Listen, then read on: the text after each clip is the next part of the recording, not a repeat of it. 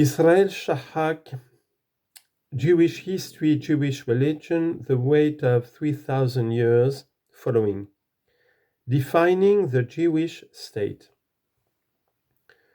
Without a discussion of the prevalent Jewish attitudes to non-Jews, even the concept of Israel as a Jewish state, as Israel formally defines itself, can't be understood. The widespread misconception that Israel, even without considering its regime in the occupied territories, is a true democracy arises from the refusal to confront the significance of the term a Jewish state for non-Jews. In my view, Israel as a Jewish state constitutes a danger not only to itself and its inhabitants, but to all Jews and to all other peoples and states in the Middle East and beyond. I also consider that other Middle Eastern states or entities which define themselves as Arab or Muslim, like the Israeli self-definition as being Jewish, likewise constitute a danger. However, while this danger is widely discussed, the danger inherent in the Jewish character of the state of Israel is not. The principle of Israel as a Jewish state was supremely important to Israeli politicians from the inception of the state and was inculcated into the Jewish population by all conceivable ways. When in the early 1980s a tiny minority of Israeli Jews emerged which opposed this concept, a constitutional law, that is a law overriding provisions of other laws which can't be revoked except by a special procedure, was passed in 1985 by an enormous majority of the Knesset. By this law, no party whose program openly opposes the principle of a Jewish state or purposes to change it by democratic means is allowed to participate in the elections of the Knesset.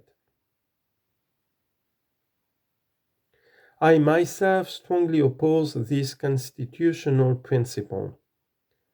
The legal consequence for me is that I can't belong in the state of which I am a citizen to a party having principles with which I would agree and which is allowed to participate in Knesset elections.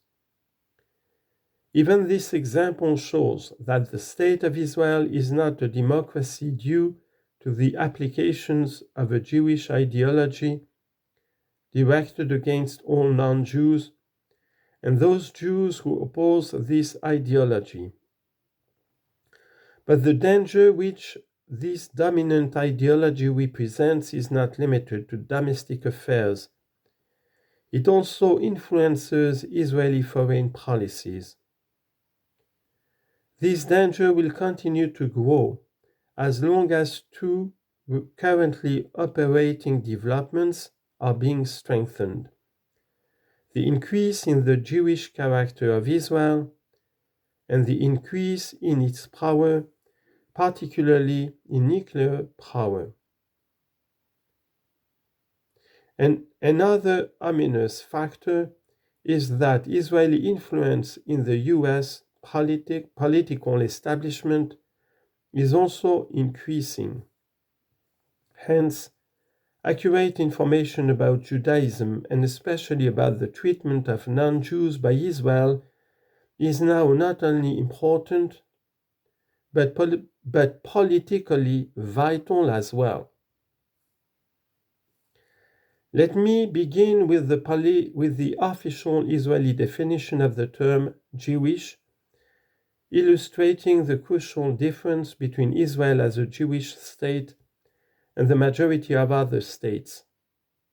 By this official definition, Israel belongs to persons who are defined by the Israeli authorities as Jewish, irrespective of where they live, and to them alone.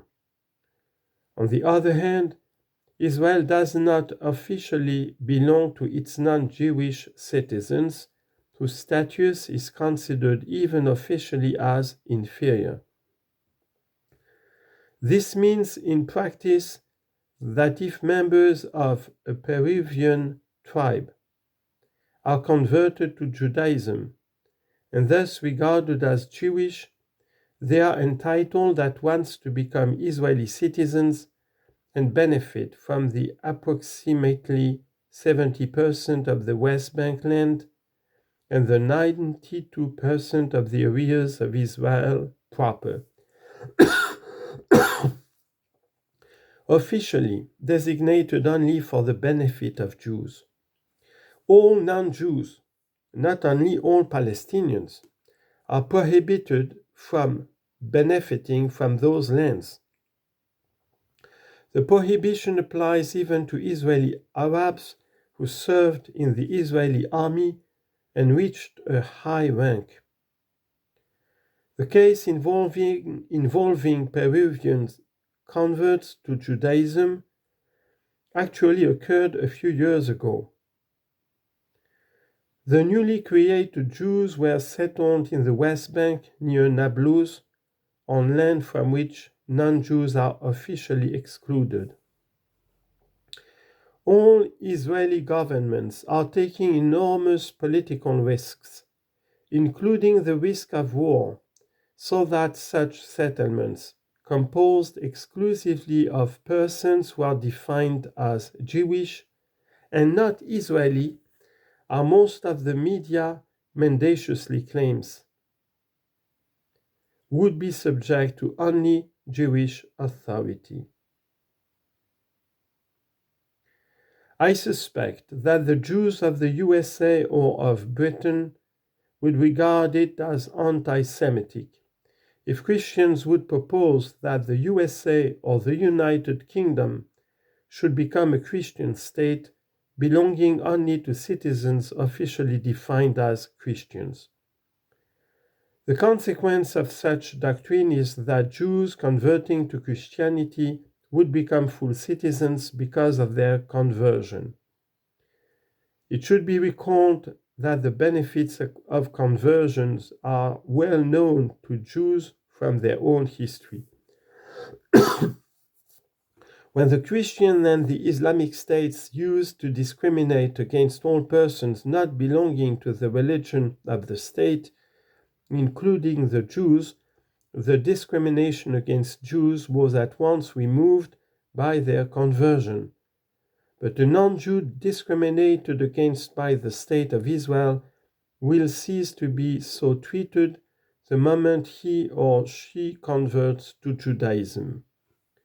This simply shows that the first kind of exclusivity that is regarded by a majority of the diaspora Jews as anti-Semitic is regarded by the majority of all Jews as Jewish. To oppose both anti-Semitism and Jewish chauvinism is widely regarded among Jews as a self-hatred, a concept which I regard as nonsensical.